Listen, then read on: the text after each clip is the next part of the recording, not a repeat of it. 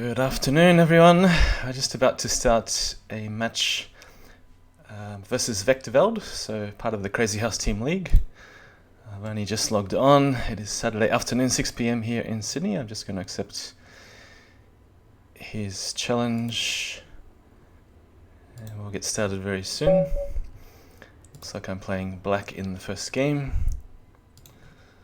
Just going to say good morning to him because it's early morning Saturday his time. And I guess we're ready to start. It doesn't say I'm streaming, but there'll be a little bit of a delay. I like to do this in the Team League matches. So I'm sure I'll get some questions on the way about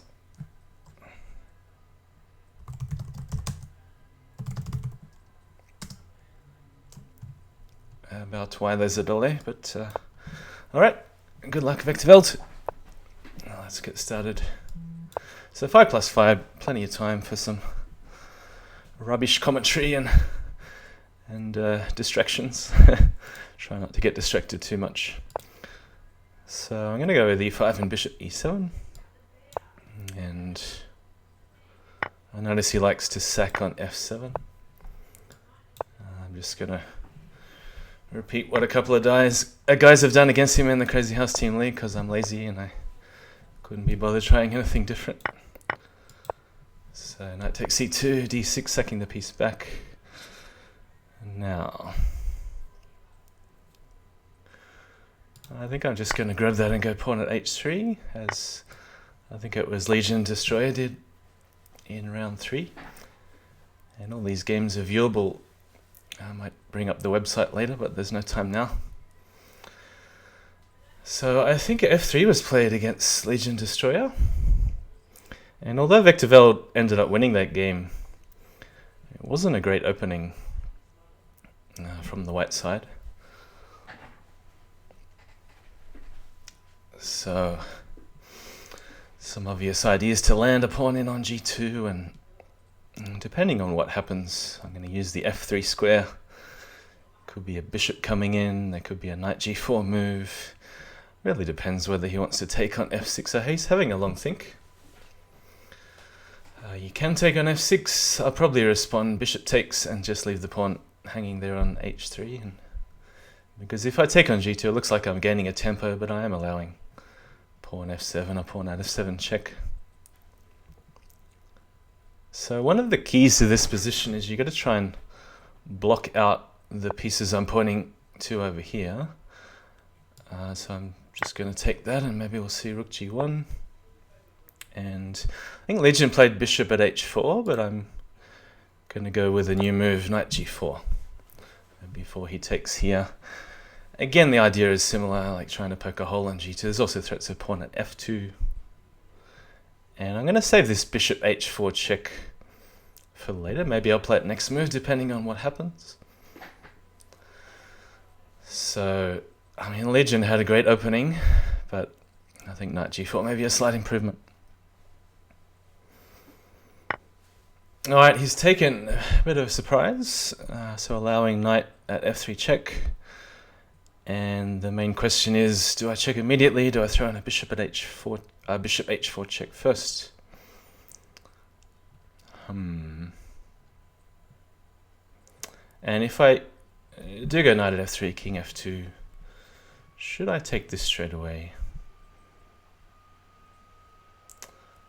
I'm tempted to go bishop h4, just make him waste a pawn. I think that might be useful. Also maybe other moves like, no, I don't want to waste a knight for b4. So it's either knight at f3 check or bishop h4. But then he might move his king out of the way. There is a pawn at f2 if he does so. I'm leaning towards just knight at f3 check. And if I want to play safe, I can always come back to e5. May not be worth it. Maybe better to just grab the rook on g1. Yeah, I'm really not sure whether to throw in this bishop h4 check or not. So it's a familiar position for both players so far. And I can't really allow him to take on f3, so there's not a lot of choice that I see. Just take on g1. So I'm amassing a little bit of an army here that I can use to put back on f3 or f1, depending on what happens.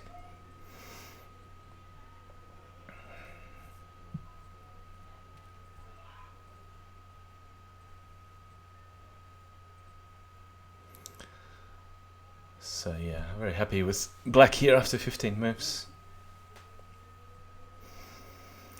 It's got to decide if this pawn's going to be dangerous after king takes g1. If king takes g1, it's probably worth preserving the pawn, something like bishop at h3 or bishop at f3.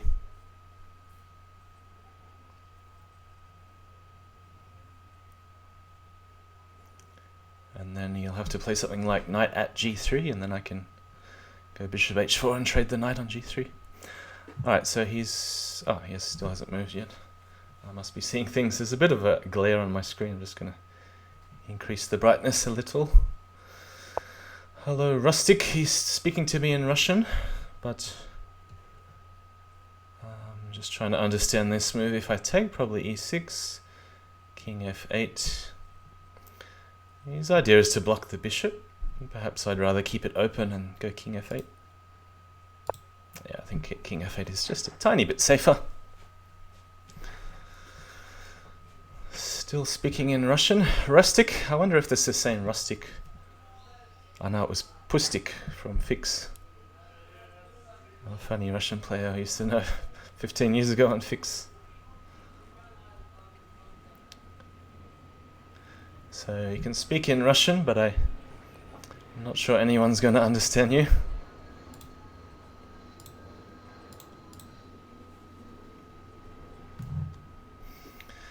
And I guess he's still deciding whether to take on g1 or take on g2. So what I was saying before, it's important in this sort of position to block out as many pieces as possible from reaching your king. I mean, you can see how this big wall of pawns in the middle could actually prevent the white pieces from coming into the action. So I'm looking at bishop at h3 or bishop at f3. Not that many other reasonable moves that I'm considering right now. Probably bishop at h3, because that way rook at f1 is an instant mating threat, and it can't be answered by bishop d2 because there are still too many pieces on f1.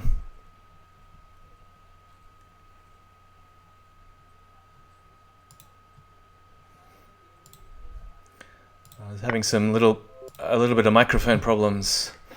Hey Catask, are you still playing your game? I wasn't watching, I was just setting up the stream for the Team League match. So I'm assuming, because you and Jan are online, that you're playing, but I'm not actually following the games. So here, let's just take the queen, or maybe I can throw in a rook at e1 check, if it's any use. I don't really see the point, I'm just going to grab the queen. Just making sure there's no counterplay. Got all the key squares covered. He'll need a heavy to do any damage or to get rid of the bishop first, but he can't do it with checks. Yeah, I was saying I have was having some microphone issues yesterday with the 12-10 versus JannLee match, and I think the external mic wasn't even working at all. Alright, so now it's time to look for a force mate. I could start rook at f1. Knight takes, queen at h1, queen takes f1. Looks good. You can go king takes g2, and then where's the finish? Queen at g1, king h3, bishop takes, king takes g4, h5, king back, pawn at g4. So rook at where was I starting? I've forgotten already. Rook at f1. I think this is the best way to do it. I'm sure rook at h1 is also possible, but I just didn't see the mate after king takes and king f3. Queen at g1, king f3. But this way is forcing his king out to h3 and I can sack the bishop. As long as I'm doing it all with checks, it should be fine. What I notice that his knight on g3 is going to be pinned when the king reaches the square g4. So I think it's like a mate in 7 or something from here. But yeah, I'm not necessarily looking for the fastest mate. Maybe there's a way to do it with a non-check, but then that allows 2 knight checks. So I'm going to stick to the playing queen at g1, bishop takes g4. It's all forced, h5.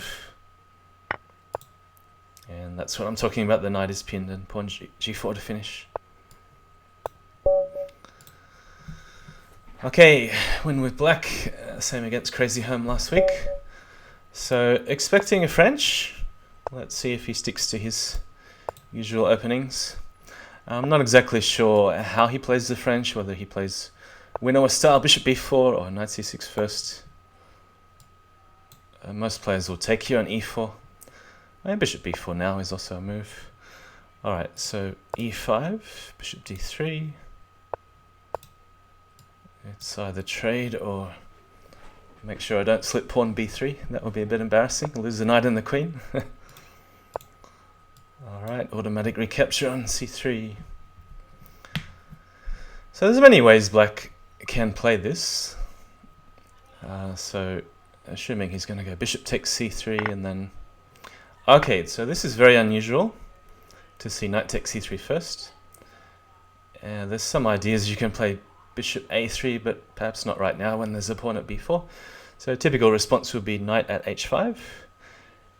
And a bishop g5 is another consideration, but the idea is to attack quickly before he can set up pawn at e4. I'm sure every Bughouse player knows this, that you can't answer rook g8 because then there's a bishop takes h7. So it is important to attack before the move pawn at e4 appears on the board. Let's just check out Catask. Is he playing a game? Oh, he's playing so 1-0 against JannLee.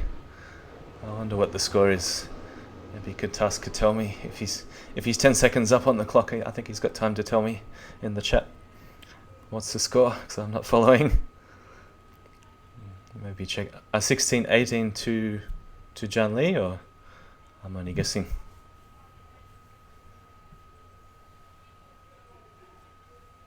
So Jan up, pretty close match. So yeah, I was saying I was having some microphone problems, and I think the external mic wasn't even working for some reason. Even though it was plugged in, the light was on. The computer decided to use the computer's internal mic instead, and it's a bit choppy. So sorry about the sound if you caught the stream yesterday. I still haven't had time to put it up on YouTube because the video was so long. And my upload speed is quite poor, Australian internet. So yeah, there's no easy move, there's no easy response to knight at h5. And maybe the best thing is just to go pawn at e4 and hope for the best. At least you'll get to take some piece. So let's not think about knight takes and bishop g5 as the automatic response. So he has to part with the queen. And I'm looking at moves like pawn at d6 coming very soon. And I don't even have to take the queen straight away. You can just poke a hole on c7 first. You might have time to check out the catask-JannLee if they're still playing. It's not normal that JannLee has so much time to play, especially when he's just completed a long series. I'm sure he's got the Crazyhouse bug again. Alright, so I've got to make a decision. Do I abandon the knight? Do I allow him to get some counterattack on the g-file? There's moves like pawn at f6 if I want to play safe, and bishop takes h7. But then the pieces are kind of clunky, they're getting in the way of each other. There's also pawn at d6. I do like the look of pawn at d6 because then I'd rather take the queen with the pawn. And I still don't think he's got a good response to pawn at d6. So assuming pawn takes and then e takes, so he still can't block on f6 because that way the pawn can just grab on e7, and then I might even have a chance to close the g-file and not allow any counterplay whatsoever. So it's a little bit similar in chess when you play what's it called, the Moller attack. Not so good to take with the knight, because then the bishop just doesn't have time to grab all the material. So knight takes queen or d takes c7, check first. There's no need to let his king escape, so I'm just going to go knight takes. I'm not sure whether there's an actual mating threat just yet. Knight takes f7. Assuming he's got to grab some material back, rook takes g7. I can stick the queen on f8, but he can defend the rook with knight at e8. And then I have to decide, do I take on c7 with check? Do I go knight takes f7? It's about time to start looking at forcing mates, no? Options here are knight f7 or d takes c7 with check. I'm leaning towards d takes c7 because it's check, and for no other reason than that. Yeah, I don't know. I mean, still, there seems like there's lots of good moves. Maybe even a rook b1 at some point. Queen h5 is another. I don't want to leave the knight hanging for no reason at all. Okay, big time advantage, so I can take my time. D takes c7.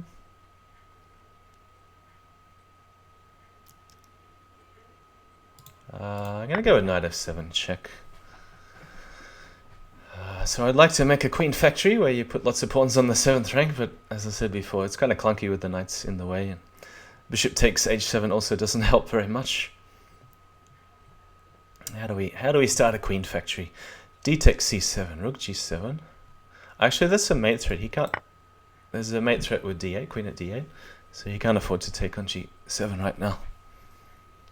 And the other threat is to go knight d6 check, knight b5 check, and then the queen's going to land with a big plop on c7.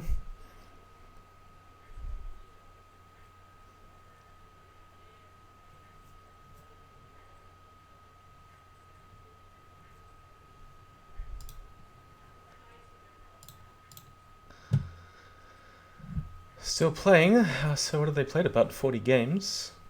catask-JannLee. That means it would have been going for slightly over an hour, I guess.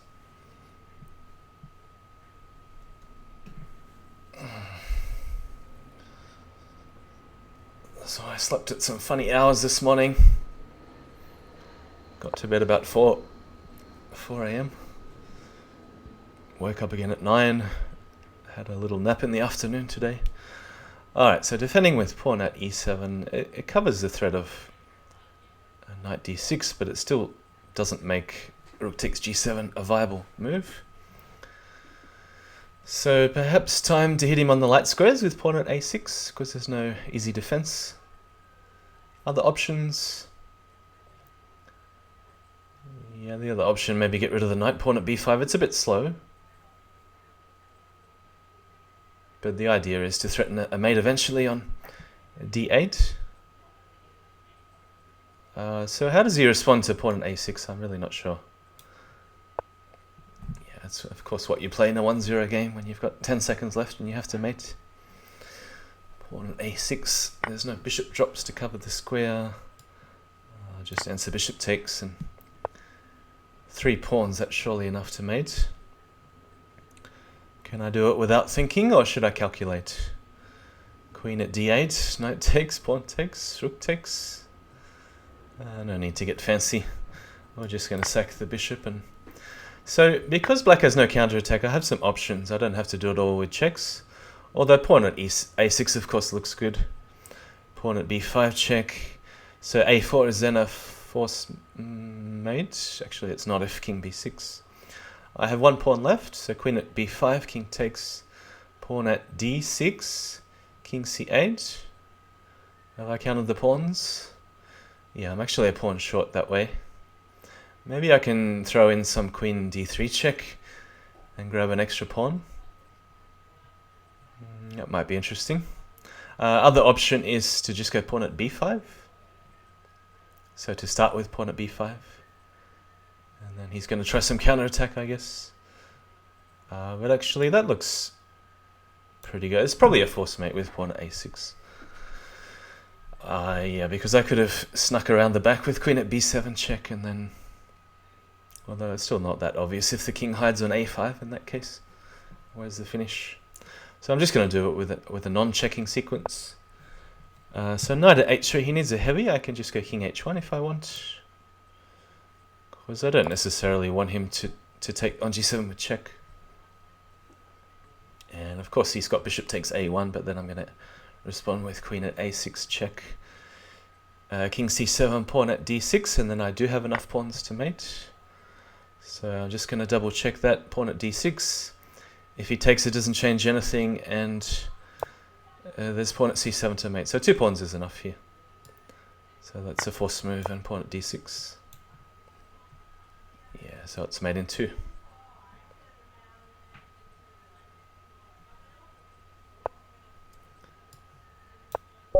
Okay, GG's, vectorveld. Let's check out the catask-JannLee match.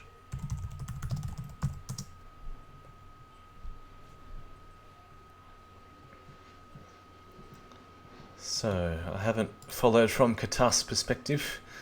How do I follow catask? Alright, so if I decide to end the stream here, the video here, sorry, so thanks for watching.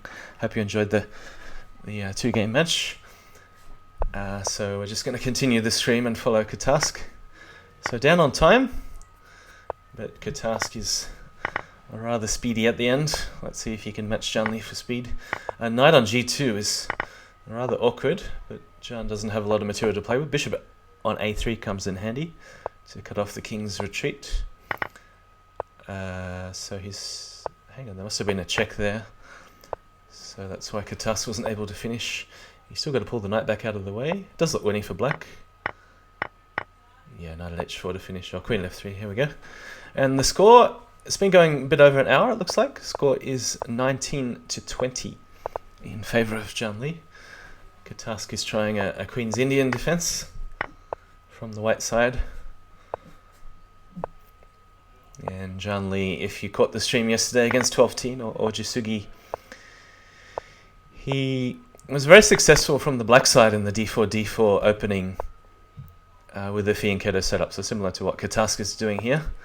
Hi there, PKR. Thanks for the comments. He enjoyed the JannLee 12-teen match from yesterday. It was about 3.5 hours, and I could hardly speak at the end. I got myself some water today.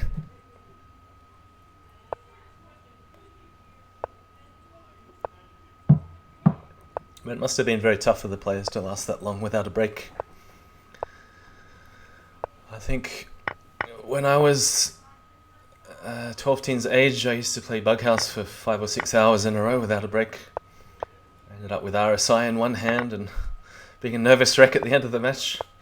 But it was always good fun. So, still looking very solid for white with his fortress.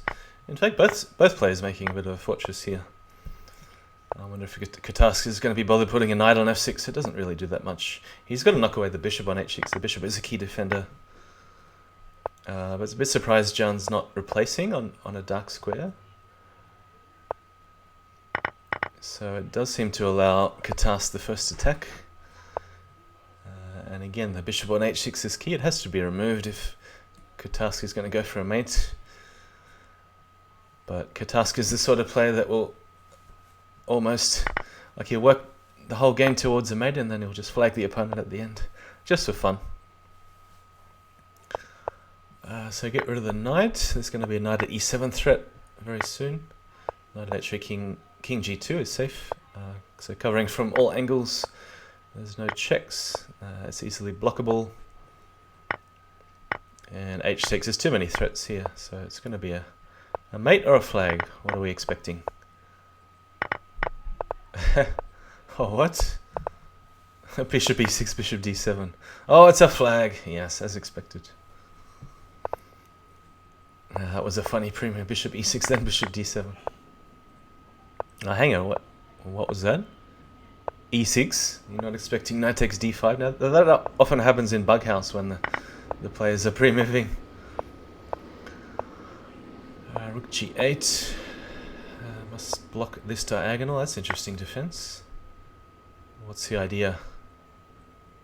Black resign. He's just dropping pawn on h7, it looks like.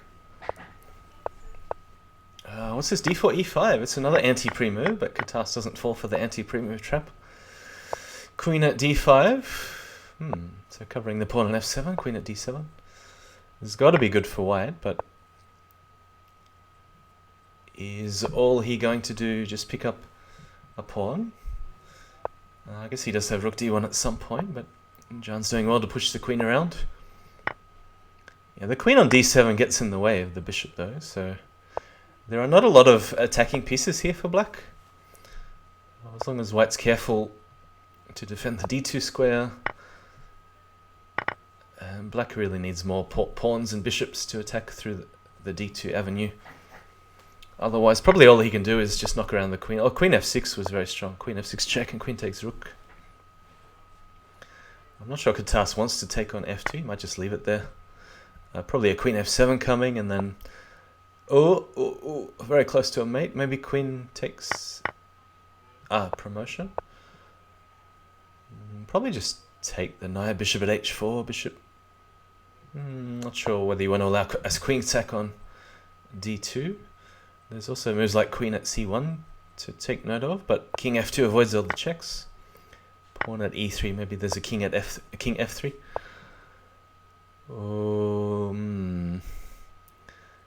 Yeah, I thought catask could have avoided the checks.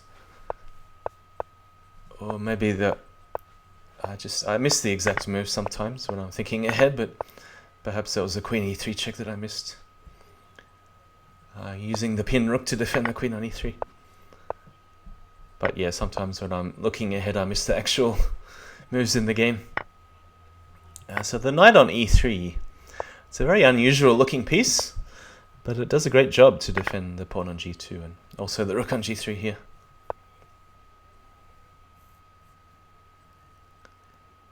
So bishop trade seems to favour black at the moment, bringing in the queen.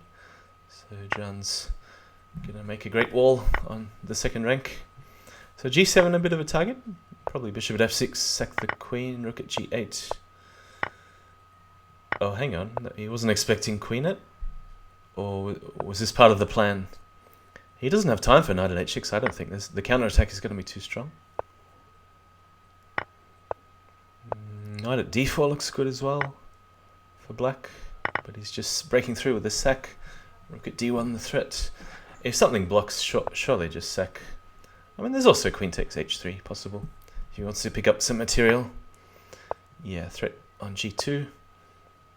Again, trading bishops looks good to eliminate all the squares where the bishop can land to defend. So perhaps just clean up the pawn, the knight.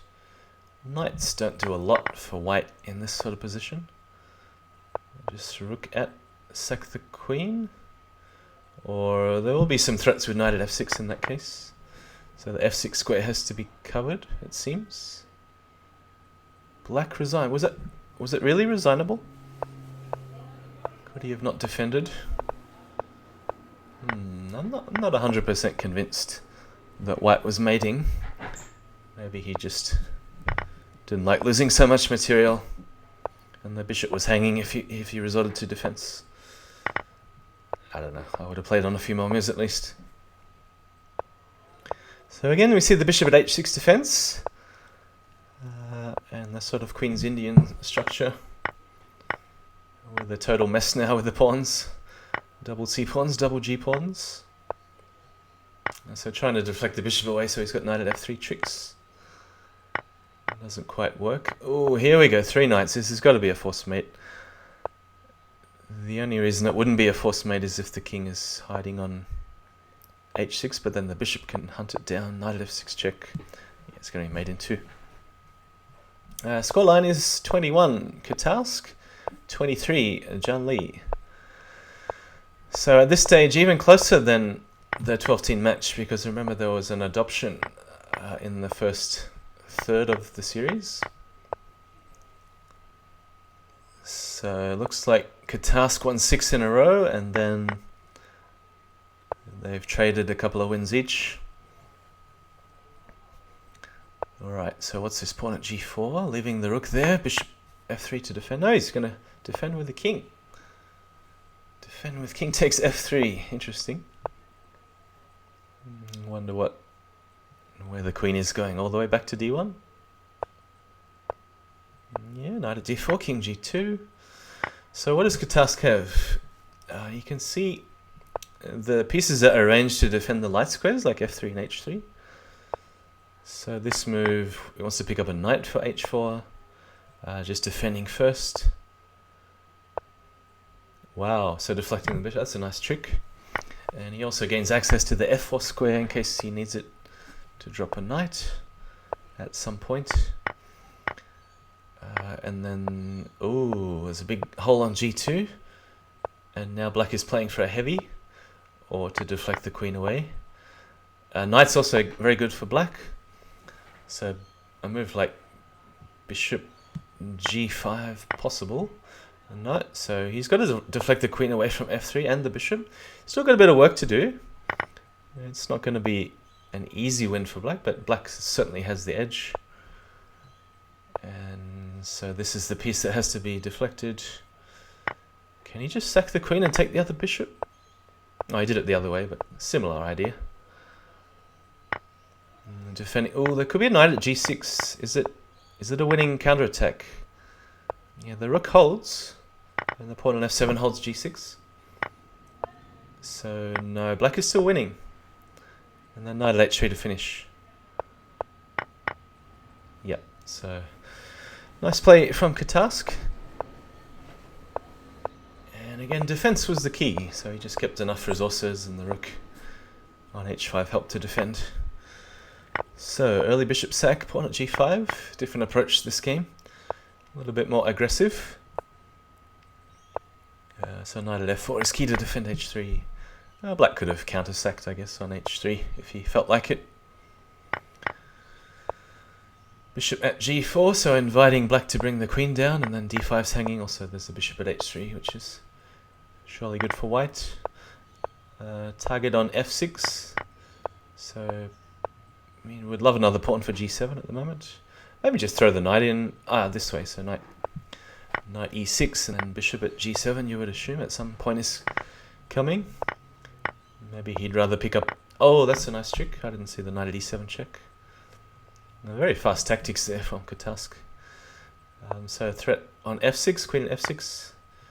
Could be some knight e5 check at some point.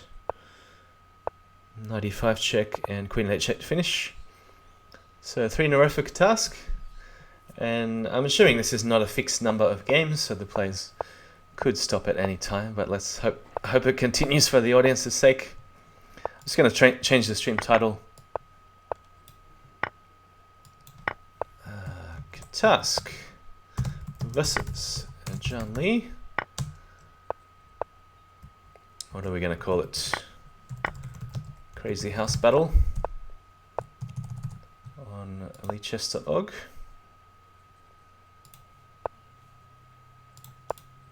Alright, so I haven't caught up with the first 18 moves of this game. Interesting position for the king. Big hole on f6, threatening bishop at. Catask just going to give the queen. Probably take back with the rook to cover the square the king is on in case he wants to come back. Or back to e7. So Jan will need a pawn for f6 to continue the attack. Otherwise he's got to defend against threats like knight at h3 check.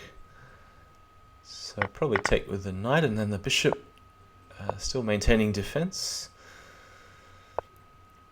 So Jan doesn't need too much to mate because there'll be something dropping on e7 and then on g7. So trade bishops. Bishop at... I was going to say bishop at e7 and then queen at g7. I thought that was the whole idea of trading a bishop on d5. So queen at h8 also on pawn at g7 looks good. I guess there was a rook blocking on g8. So must take. Uh-oh. Control the diagonal. He's going to lose. I must take with the king. Knight f4 check. I don't see a mate for black. Oh, rook at h1 is close, but no. Maybe a draw, knight h3, but he's going to have to keep dropping pawns. Yeah, it's close, but king takes. I still don't see a forced mate for black. Queen takes keeps the king very safe. Oh, hang on. Oh, there's two bishops. Oh, yes, king g1 covers. This is amazing. Amazing game. Both attack and defense from both players. And I didn't actually see a forced mate, but it ends in a flag. Alright, this has got to be a highlight of the match. Obviously, I missed the first 40 games or so, but that was incredible from both players. Bravo! Now this is very familiar from the 12-team match from yesterday. 12-team playing the white side in this sort of position. That's why the players are blitzing out the moves. Catask missed a mate in one. I didn't actually see a mate in one because the queen was covering the knight on h3. But please correct me if I'm wrong and you're 100% sure of what you're talking about.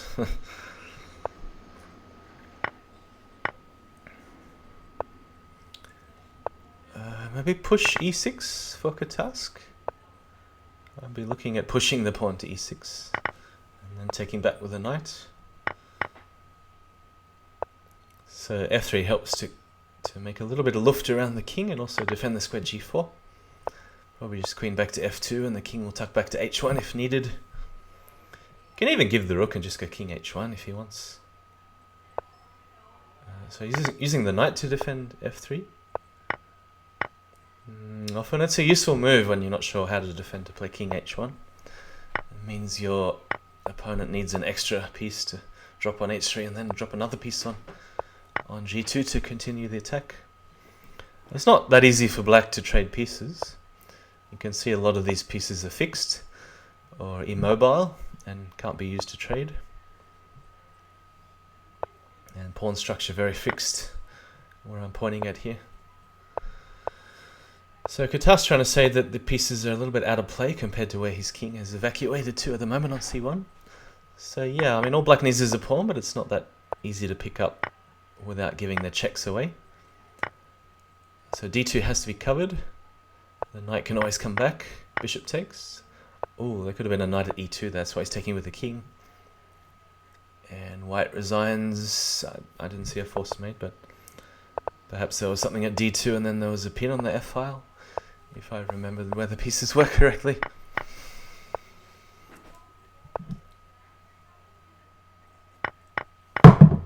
Alright, we see queen trade, big attack here from Catask, bishop h3. So defending with the bishop because otherwise queen at g3, pawn at g2, and then you don't have the knight for g3. The pieces are getting in each other's way. So the knight and the rook on d1 are needed to cover the f1 square.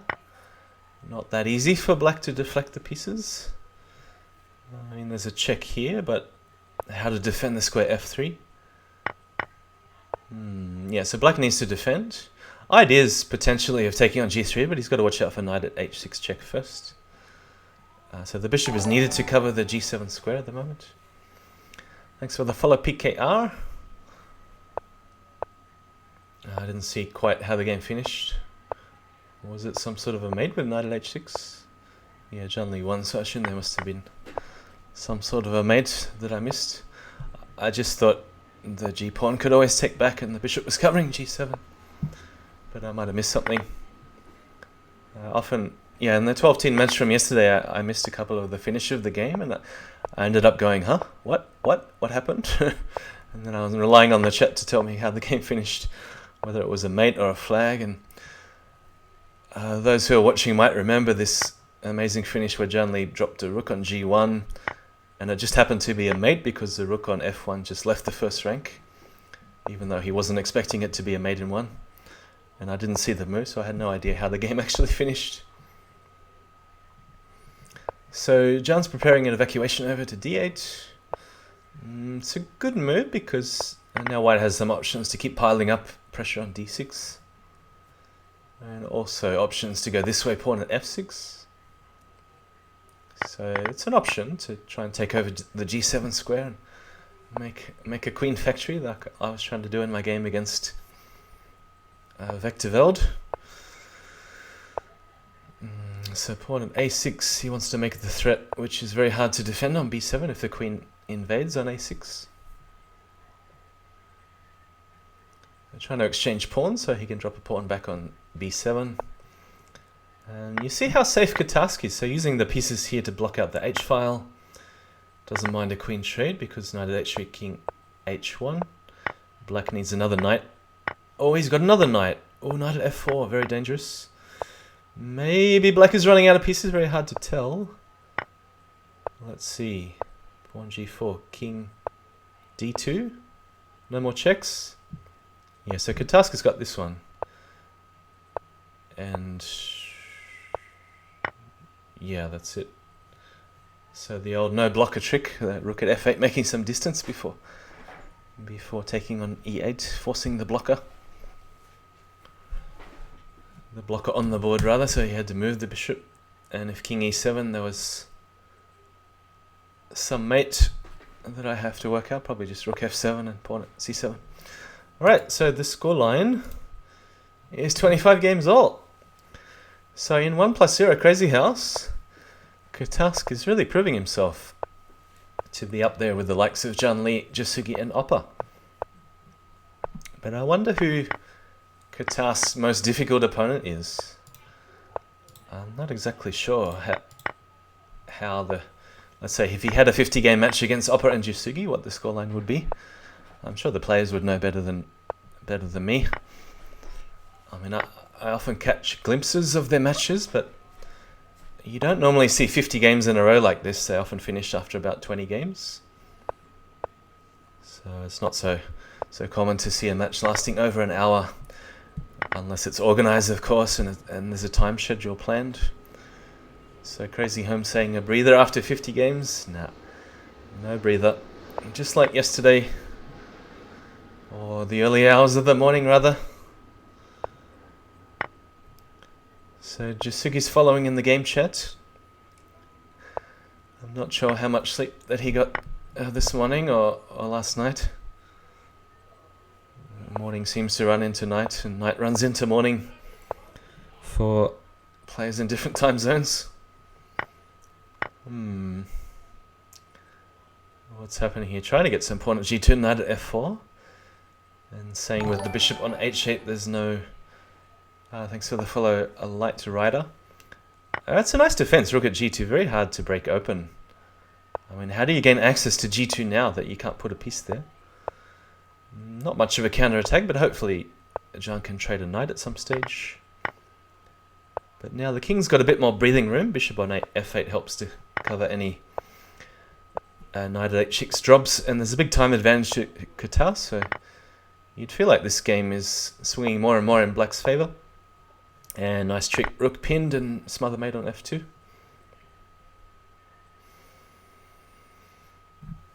So, good time to finish now, catask, 26-25.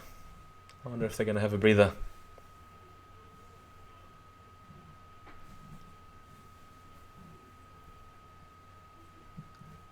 Alright, no action at the moment. Let's see if they've decided to call it quits, or they're just taking a breather. He says phone. So, yeah, catask, I thought it would be really hard after the move rook at g2 to break into the squares f3 and g2. You did well to get rid of this bishop on e2. I couldn't see it happening as soon as Jan played rook at g2, how you were going to get in at all. But yeah, 10-second time advantage always helped. 30 games versus Jasugi. How did you go? I missed that. I haven't been on much today.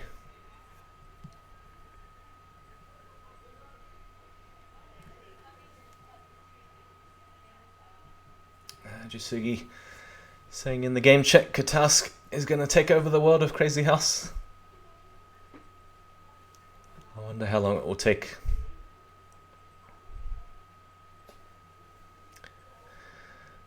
Took advantage of his 36 hours no sleep. Yeah, Jan was telling me, how busy a day he had yesterday on Friday, and it ended staying up for 4 hours playing a match till 3 AM. And he normally gets up early in the morning, even on the weekends, with family duties and so on, so You wouldn't expect he had a lot of sleep this morning, if any. Yeah, he tells me sleep is a rare commodity with 2 kids and a wife and full-time job, family duties, house duties, trying to fit in streaming and Crazyhouse on the side.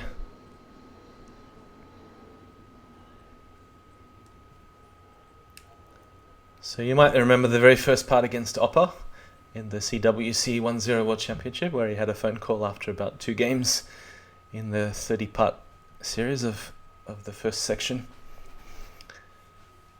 And yeah, I can tell you when you're trying to focus on the game 100%, even a phone call can be quite disturbing, especially if it's a family member and they got some issues, or they're telling you your child is sick or they had an accident or something. It can definitely weigh on your mind.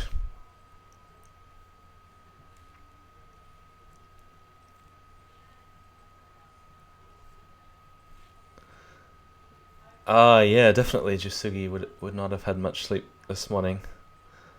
I'm not sure what time he normally gets up on the weekends. But yeah, just crazy hours, 4 to 7:30 in the morning. And it seemed to be the only time that worked for both of the players before Christmas.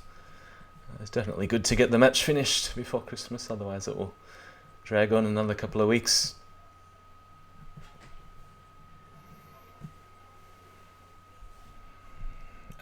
What's happening? Has JannLee got a challenge from Jisugi? And I didn't notice.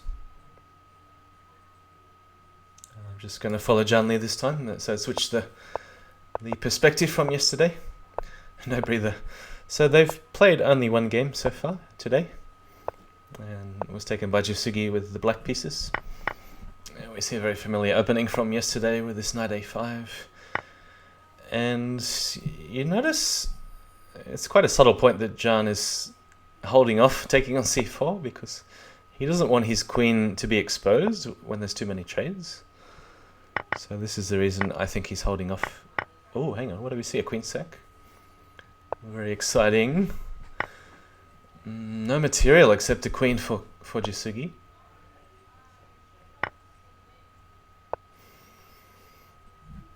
PKR saying 110 games wasn't enough for them. So yeah, in a friendly match like today, you never know how long it's going to go for. So we should appreciate every moment with these 2 players. You never know when it's going to end. What's the idea here? Knight at f3, just trying to bring the queen away from the g-file so he can defend with the maybe h takes, avoiding a fork with knight at e7.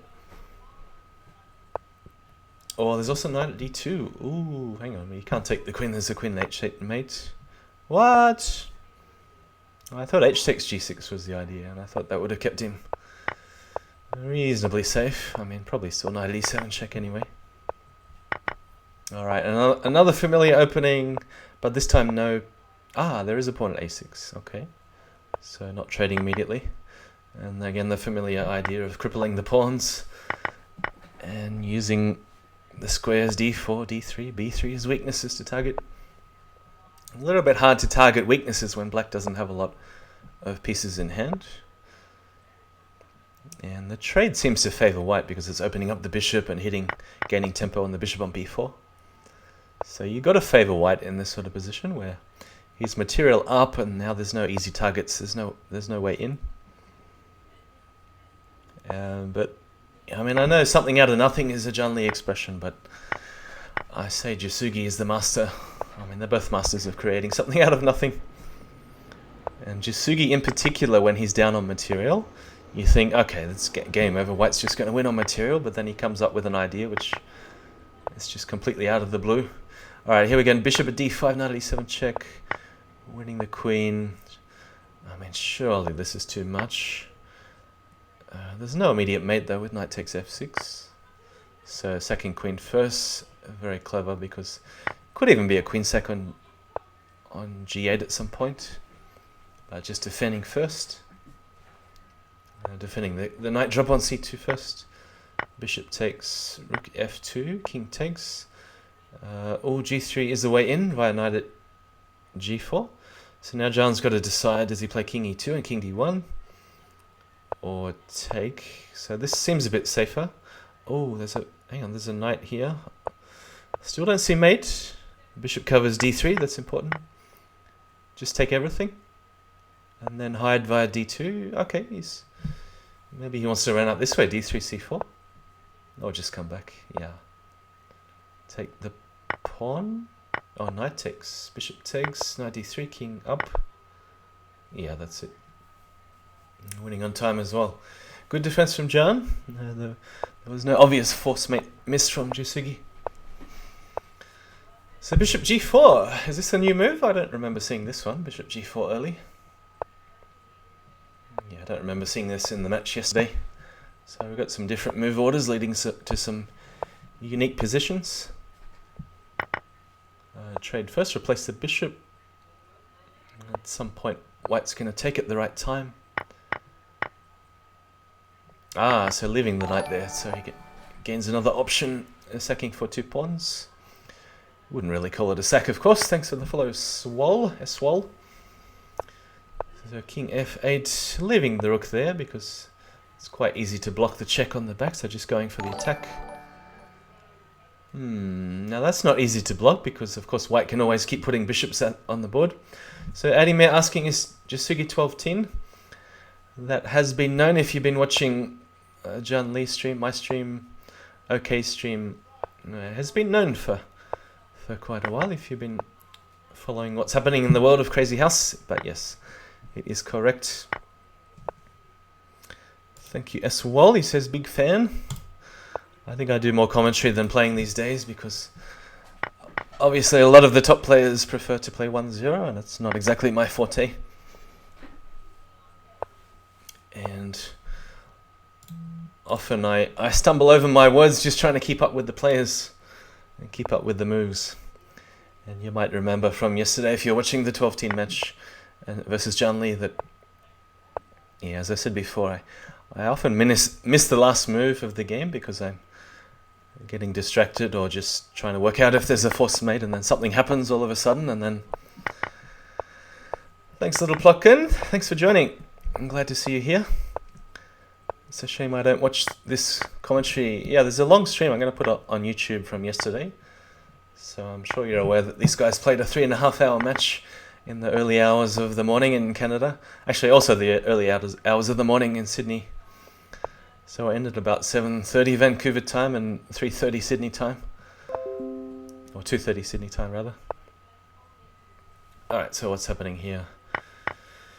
Pin on the c-file. At some point, probably trade bishop, but the bishop also covers, so there's no need to expose the queen.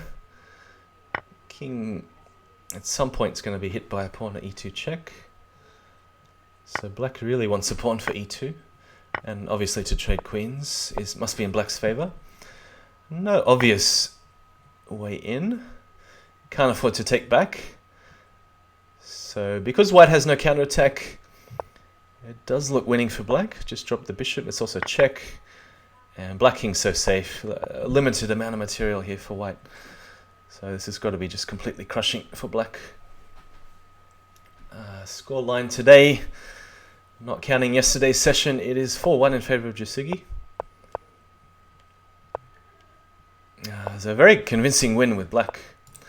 And I'm always happy to see players win with black because, you know, people have said for years that, oh, white wins all the games because white has a plus 2.4 advantage in the opening. I'm always happy to see black win. So h4, what is this? The idea of d5 is so there's no mate threats on f7. But still, looks... I was going to say it looks good for black, and then I changed my mind because knight at h5 can actually be answered by queen takes g2. But then there might be rook takes, queen takes, knight at f6 check. Now the bishop and queen cover f6. So that's why Jusugi's thinking there's no obvious move to protect the rook, and there's no tricks based on sacking the rook and knight at f6 check. So yeah, queen at g7 was a good defense from Jan. And Jusugi may have been expecting queen takes rook and pawn at g7, but I think queen takes g2 is even better. So it looks like black has the edge. Queen will be safe for the moment. White really needs a knight for h6. But then the other queen is going to come into the action via f6. Probably just take there and knight c2. So you think this is more a defensive move covering e7 and f8? Unless he really wants to trade and go knight at f3 check. Oh, hang on, there's got to be a force mate here. Knight e3. King g1. I guess I didn't actually see a force mate because the knight was covering f2, but I'm sure Jasugi just had enough of that position, so much material down. So 2-4 in favour of Jasugi. And again, a very familiar opening from yesterday. Trade here, bishop at b7, a3, pawn on a6 to preserve the bishop. We'll see a piece sack. So this time, d takes c2. We haven't seen this move. It does open up. Sorry, I mean from yesterday. It might have happened 2 games ago, but I don't remember seeing d takes c2 from yesterday because Jasugi just sacked the knight and the pawn on d3 and just used it to try and gain time and cripple white's pieces on the queen side. And I was saying yesterday, one of the keys to this position is that the bishop comes back with a check to preserve, well, not just to make use of the piece, but also to help cover g2. And if black by some means can keep the bishop bottled in on b7, then has better counter-attacking chances. Mugwort is saying Jan versus... nobody reminds me to change your stream title, so I just keep blabbering on.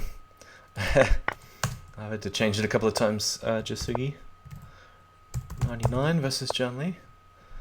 There we go. Crazy Home, are you happy now? I didn't see the end. So win for Jasugi. Somebody give me four reasons, not 4 reasons, 4 words summary of how Jasugi won, because I didn't see the finish. You can tell me in the chat. Pawn on e6, that's unusual. What's the idea? Just to poke a hole on f7? I mean, at some point there's going to be some queen at g8 to watch out for. e6 is covered by the bishop, so there's no immediate danger for JannLee. In some positions you can throw a queen in on c1, but it looked like queen at d1 was a good response. And then I guess Jasugi didn't mind his king being on d1. Alright, ooh, this could be nasty. Knight at... Oh, the queen is covering f5, and there's still no mates that I see. Now, if I say there's no mates that I see, of course that doesn't mean that's a definitive answer. Bishop at g5, just wanting to trade more pieces. Maybe idea is pawn at g7. And perhaps it's worthwhile bringing the queen back and allowing knight at c2. The queen would be a bit overloaded though on g7, it seems. So it feels like to me like white has enough to form some decisive attack. Knight at e7 possibly, and queen at f6. Queen takes f6. Alright, I don't see it now though. Bishop d3, so queen covering d3, giving up the piece on d2. Jan defending with the bishops. There could even be another piece falling very soon on h6. So trading queens. What's the idea here? Just to get the bishop away from the diagonal because it felt dangerous, or... Ooh. Well, still a good defense from Jan, and no force mates, but I was expecting a queen sack on h4 first, and then knight f3. Oh, exciting finish, but Jan might take this on time. King takes. Yeah, and he'll just check to the finish. Jasugi very good at predicting the opponent's moves though. A non-check. Eswal is asking, who is the ZH player that you fear playing the most? I would say GSVC actually I have the most troubles with. He's beaten me. My score against him is terrible. And positional players like Yasser also, I don't have a very good record. I might have like a 4 or 5 games versus 12 or 13 against Yasser. And about the same against GSVC. So I haven't played a long series, because I don't play 1-0, so that's why I don't end up in these long 50-game battles against players of this caliber.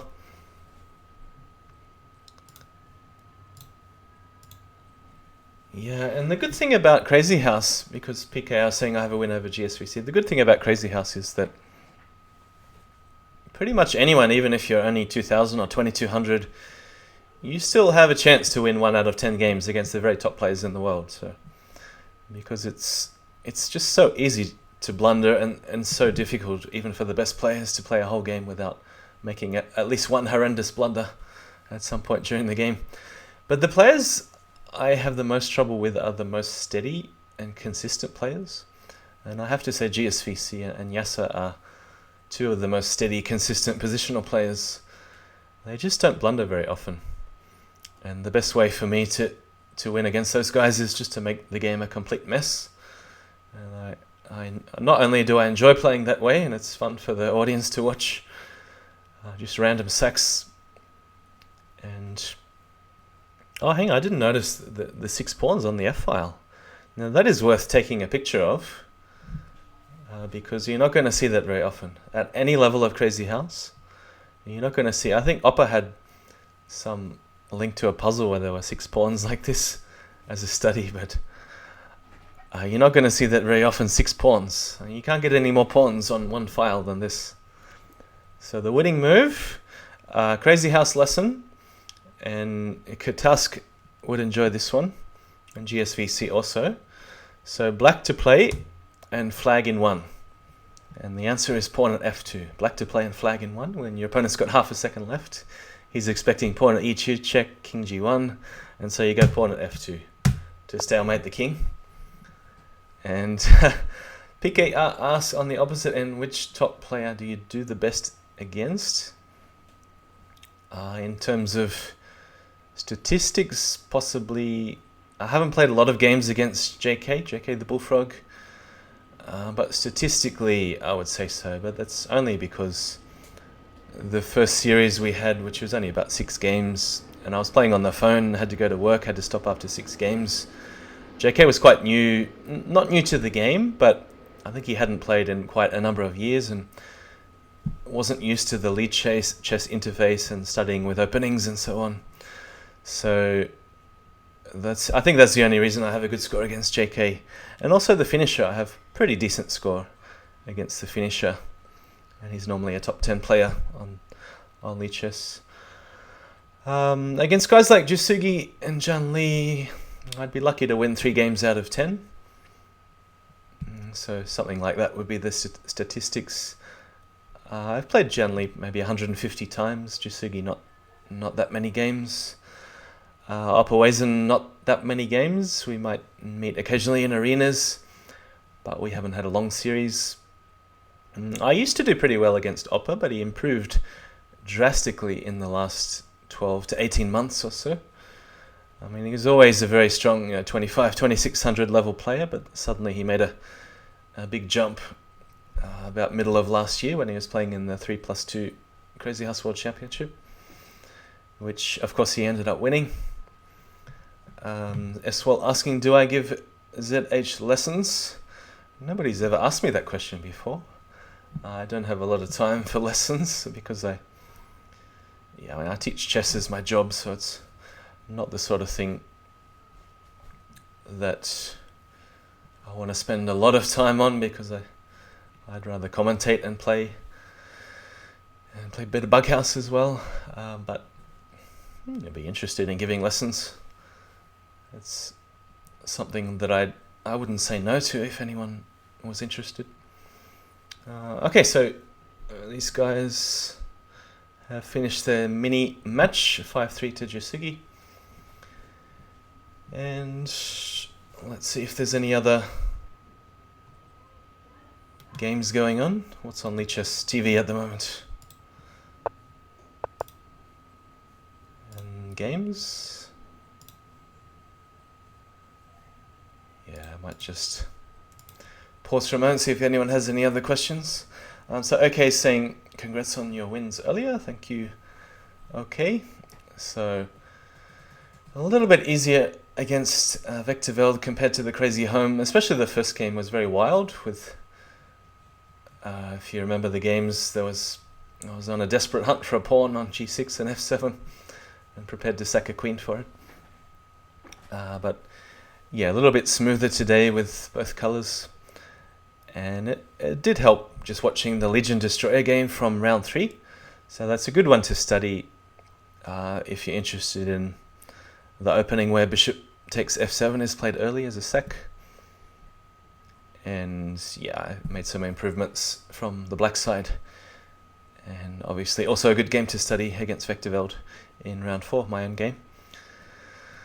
So, and as for saying wish Atrophied was still playing Crazyhouse, I do see him occasionally play Bughouse. I'm not sure whether he plays Crazyhouse anymore. But obviously one of the original streamers with JannLee from a few years back.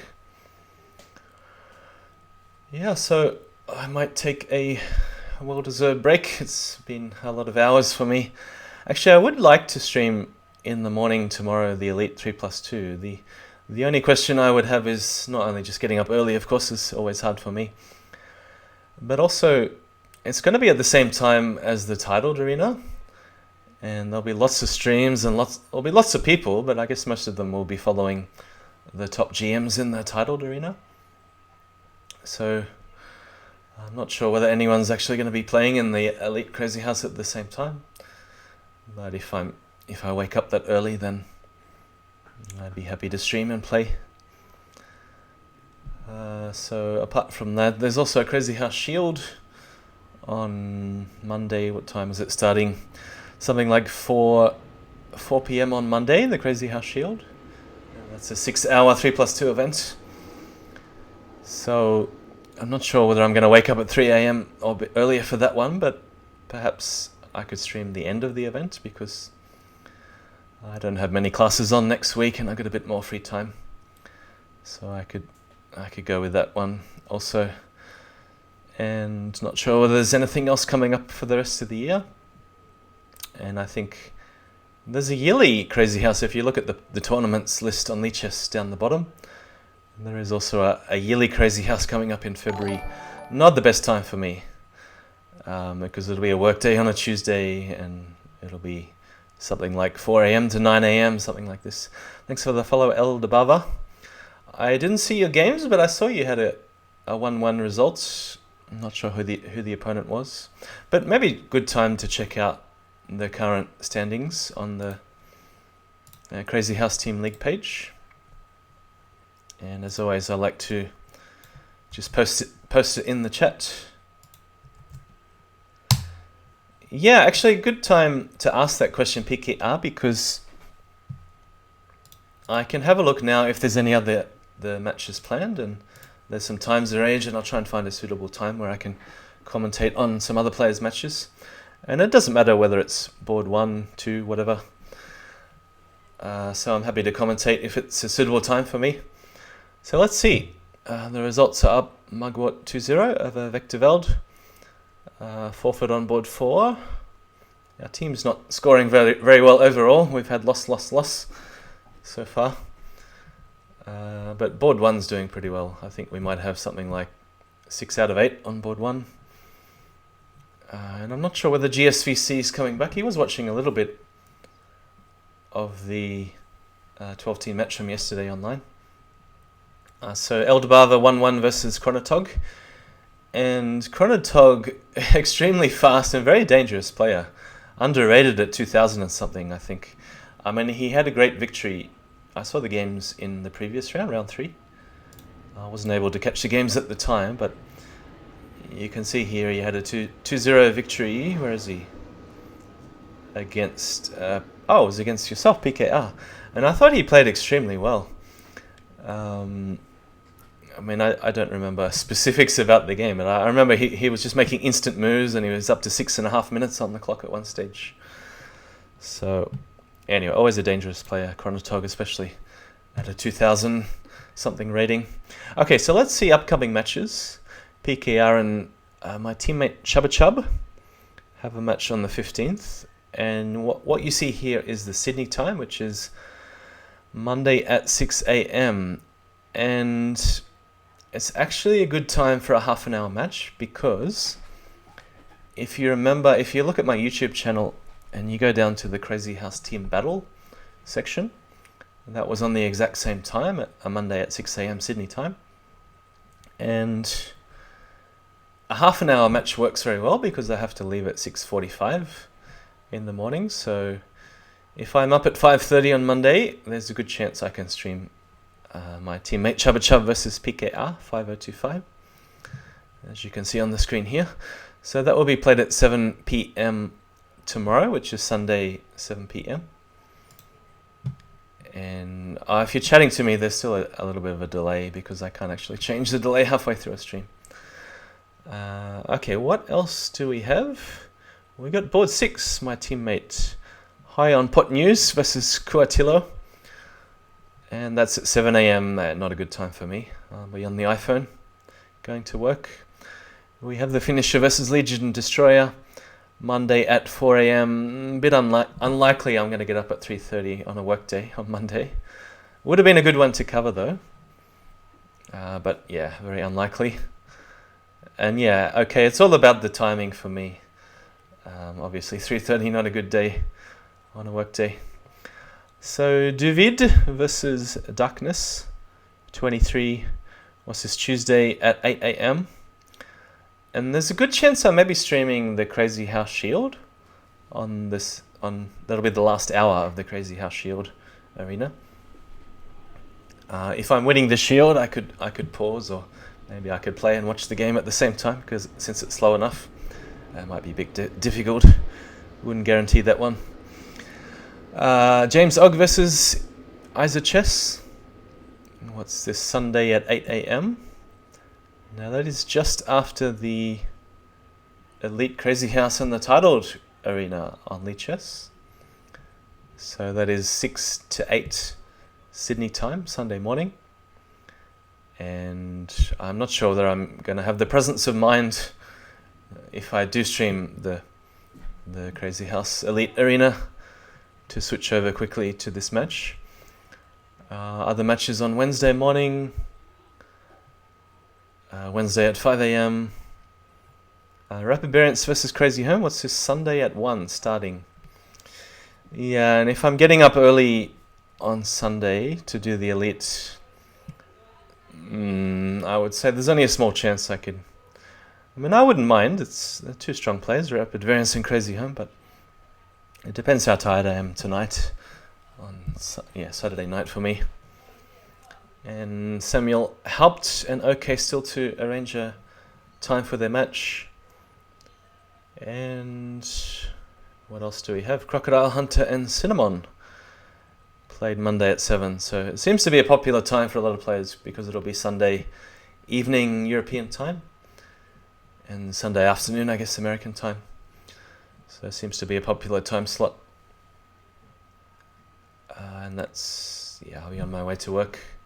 Okay, so OK was saying that the standings weren't working. Let's check it out. No standings available. What about the rosters? Yeah, you can see. I'm not sure about these yellow cards. Did Rapid Variance really miss a match? Maybe someone can tell me in the chat, but I don't remember from what I saw that he missed a match, but I may be wrong. And GSVC, I'm not sure whether he's coming back because it'll be the final match next week, round 5. And I'm happy to give way to either GSVC or JK the Bullfrog if they want to jump in. What does the purple mean? Scheduled. Fishy Vishy has scheduled a match. I didn't see that one. Oh, actually, he's my teammate. I didn't notice that either. Fishy Vishy, my teammate, playing against Pepelo. And they're yet to arrange your times. That would be a good one to stream. But of course, it all depends on the time. So, I'm going to take a break for now. And the next match will be Crazy Home and Rapid Variance. Played in about... I really lost track of the time because it was such a late night last night. Okay, saying Rapid Variance was 30-minute late for a match. So I'm not sure in that case whether you still can count the points or whether Crazy Bot just treats it as a forfeit, and then you get a yellow card automatically, but the results still count. I'm not sure how it works. Yeah, so this is in about 5 hours, 5.5 hours from now. Yeah, I can't guarantee. It depends how tired I am and how much sleep that I feel like I need. And no matter how young or old I look, I'm quite a bit older than the guys that are playing that I commentate on. You know, the likes of catask-JannLee. Yeah, so I do need a bit more sleep, especially on the weekends. And I'll be spending Christmas in Newcastle, at the family home in Newcastle. And I'm not sure whether any streaming is going to be possible over the Christmas New Year break, December, January. And I'm not sure. I haven't actually tried to set up OBS on another computer. I do make up backup folders of OBS settings.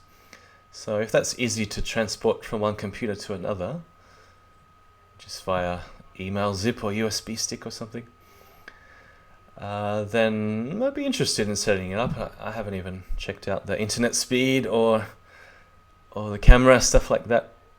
I can take the portable mic with me. Here we go. I'll show you the mic. It's a Blue Yeti. There we go. Free advertisement for Yeti microphones. So I find it very reliable. It just wasn't working yesterday because I accidentally crunched the microphone down on the cord, and I broke the cord that's a USB to the microphone. So that's why the sound was a bit choppy if you're watching the stream yesterday. So I'm going to put some videos up on YouTube, and you can always check out the channel. There's a link on my Lichess profile to the YouTube and Twitch channels, and also easy to find if you just look up Mugwort, Crazyhouse. Very easy to find both. And okay, saying Catask might be an old world champion. You never know. Who does he play like? Petrosian? I wonder who his favourite world chess champion is from the past. He seems to like defense and positional play. Maybe Petrosian. Or Karpov. I'm not sure. So, we'll take a break for now. Thanks for watching, everyone. Hope you enjoyed the match, the commentary, and also you'll be excited to see the match, if you haven't checked it out yet, between 12-Teen and JannLee from yesterday. And I'll post that on YouTube. It just might take a couple of hours because of the Aussie upload speed. Catask. He says, once Petrosian expressed desire as a journalist, complained he made too many draws. Hang on, I'm trying to form that into a sentence. Once Petrosian expressed desire, as journalist complained he made too many draws. Desire to quit chess. Okay. PKR says he thought Catask, I assume he's talking to Catask, plays more like an Alekhine. I don't know. I think Catask likes prophylactic moves and really tricky resourcefulness in defense, rather than just going bang, bang, bang, force mate, and so on. Because anyone can do that. I mean, obviously, if you turn the engine on and you're analyzing a game, then it's going to find all the mates in 7 and the mates in 15 or whatever, if you leave it long enough.